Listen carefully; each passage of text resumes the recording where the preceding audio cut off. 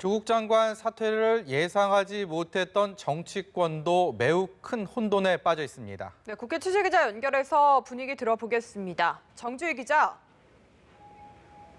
네, 갑작스러운 조 장관의 사퇴 발표에 정치권도 적잖이 당혹해하고 있습니다.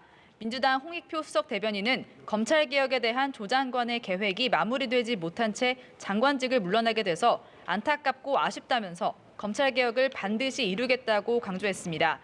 조 장관의 사퇴 발표를 앞두고 청와대 강기정 정무수석이 국회를 찾아 이해찬 대표와 이인영 원내대표를 면담했습니다. 조 장관의 사퇴 배경에 대해 강기정 수석은 촛불을 보며 계속 무거운 책임감을 느껴온 조 장관의 결심이었다고 밝혔습니다. 이 원내대표는 조 장관의 사의를 사전에 인지하고 있었는지 여부에 대해 강기정 수석에게 들었다고만 밝혔습니다. 야권도 예상하지 못했다는 반응이지만 오늘 역대 최저치로 떨어진 문 대통령의 지지율 때문에 조 장관이 사퇴한 것으로 보고 있습니다. 한국당 나경원 원내대표는 사필 규정이라면서 국론을 분열시키고 국민을 우습게 여겼던 문 대통령이 사과해야 한다고 밝혔습니다. 바른미래당 손학규 대표는 조 장관에게 제기된 의혹들에 대한 수사는 모두 법과 원칙에 따라 엄정하게 진행돼야 한다고 강조했고, 오신환 원내대표는 만시지탄이지만 국민을 위해, 검찰 개혁을 위해 또 자기 자신을 위해 다행스러운 선택이라고 밝혔습니다.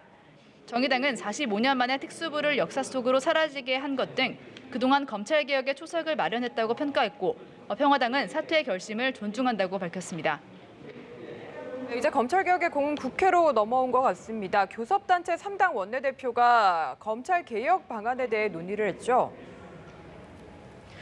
네, 3당 원내대표들은 국회에서 논의 중인 공수처법 등 검찰 사법 개혁안 내용과 본회의 상정 시점을 놓고 협상을 벌였습니다. 3당 원내대표와 각 당에서 한 명씩을 포함한 회의체를 만들어서 논의를 이어가기로 했지만 본회의 상정 시점을 놓고서는 의견차를 좁히지 못했는데요. 민주당 이인영 원내대표는 보름 뒤인 오는 29일 본회의 상정을 눈앞에 두고 있다면서 이달 말 처리에 강력한 의지를 밝혔습니다. 그러나 한국당 나경원 원내대표는 패스트트랙에 태워진 사법개혁, 정치개혁 법안들 모두 차분히 논의한 뒤 합의를 통해 처리해야 한다면서 반발했습니다. 바른미래당 오신환 원내대표도 민주당이 합의를 어기고 검찰개혁 법안을 먼저 본회의에 상정한다면 국회만 난장판이 될 것이라고 경고했습니다. 지금까지 국회에서 연합뉴스TV 정주희입니다.